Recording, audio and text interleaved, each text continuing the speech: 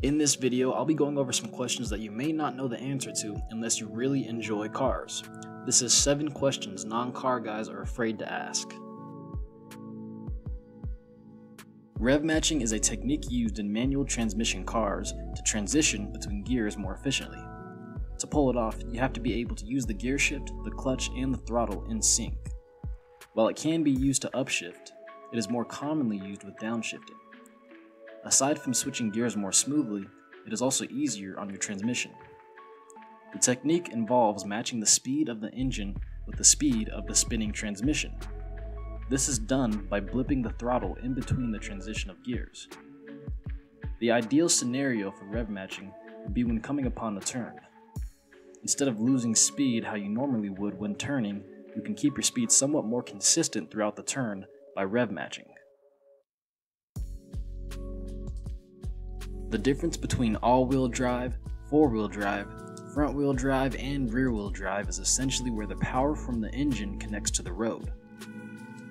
First off, the difference between all-wheel drive and four-wheel drive, since they seem to be similar. The difference between the two is that four-wheel drive cars have a power distribution that cannot be changed. That is why they are better for lower speeds and off-roading vehicles. All-wheel drive cars, on the other hand, have adjustable power distribution and can shift power according to the car's computer. Especially in newer cars, all-wheel drive is a lot more common than four-wheel drive because it is better for safety in hazardous conditions like rain and snow. Rear-wheel drive cars were the most common before the 1980s.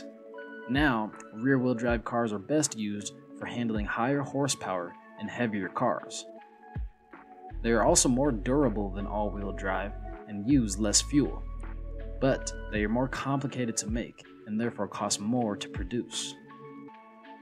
Front-wheel drive cars are also more fuel efficient. They get better traction since their powertrain is right on top of the wheels. But a downside of front-wheel drive is that the handling is not as good. As for which one of these drivetrains is best, it all really depends on what your needs are. Both superchargers and turbochargers essentially do the same thing. They compress air that goes into the engine, which puts more air into the car's cylinders for more fuel. The more fuel there is, the more power you get. They go about doing this different ways though. A supercharger is connected directly to the engine, usually with a belt, but because of this direct connection, superchargers are limited to the power of the engine. At lower RPMs, there is much less compression of air and a lot less power. You don't get the maximum amount of power from your supercharger until you reach the highest RPMs, basically redline. Superchargers do have more effective boost along the RPM range compared to turbos. Turbochargers operate by using the exhaust to spin a turbine to produce more power. Turbochargers actually use the exhaust, which would otherwise be wasted, but because of this, there's what's called turbo lag, which is when there is a delay from when you press the throttle for the turbine to spin up and give you more power. You can reach maximum power from a turbo throughout more of the RPM range compared to a supercharger. Car manufacturers take advantage of this by downsizing their engines to reduce weight, but also still generate a high amount of power.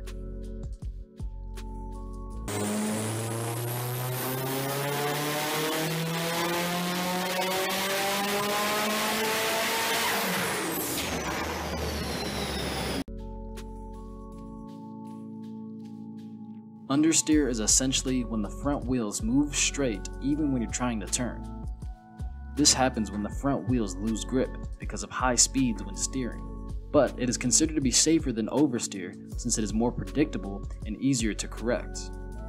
Newer cars are actually designed to understeer rather than oversteer because it is safer. Understeers are more common in front-wheel drive cars since they have to both accelerate and turn. To correct understeering, you have to ease off of the throttle and do not lock the steering wheel, or you can pull off a skillful oversteer. Oversteering is when the rear wheels lose grip and the back end of the car fishtails out. This also happens when you go into a turn too fast. To correct oversteering, you want to countersteer into the turn and slowly release the throttle. However, you can also skillfully attempt to maintain the throttle throughout the turn, which could allow you to drift.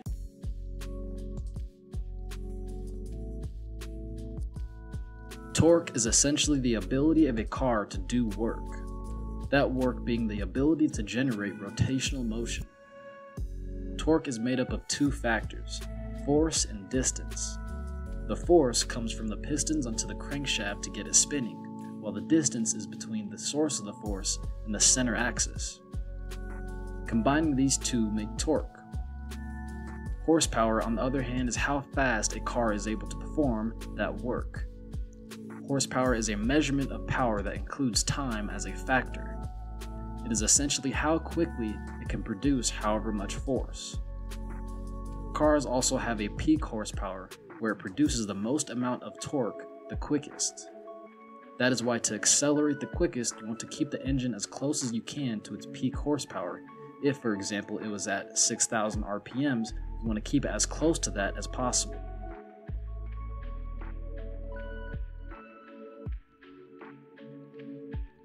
Diesel and gas engines both operate off the usual internal combustion engines that we know, but the main difference between diesel and gas is how they ignite their fuel for power. Gas engines mix the air with fuel and then compress it. Afterwards, they use sparks from spark plugs to ignite the fuel. Diesel engines, however, compress the air first and then mix it with fuel. The natural heat from the compressed air is enough to ignite the fuel. Diesel engines are considered to be more efficient, but not as much for city drivers. Diesel engines are usually more costly to repair, but they also last much longer than gas engines, and the maintenance is usually minimal. If you mainly drive on highways, then diesel cars are probably a good option for you.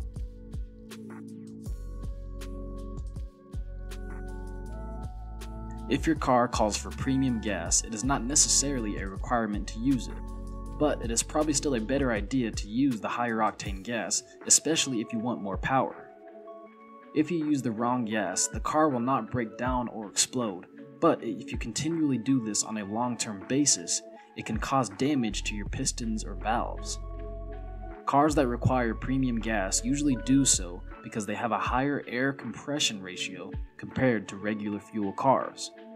They also have fuel ignition timings that are more advanced. Using the lower octane fuel can also decrease your gas mileage, on top of decreasing your power output. High performance engines generally need higher octane fuels to maintain their performance. But premium fuel also does have additives to make the engine run cleaner and results in less pollution. If you made it this far, thank you so much. Please like the video, that goes a long way for me. Please consider subscribing. I'll have more content like this up soon, so stay tuned. Thanks, guys.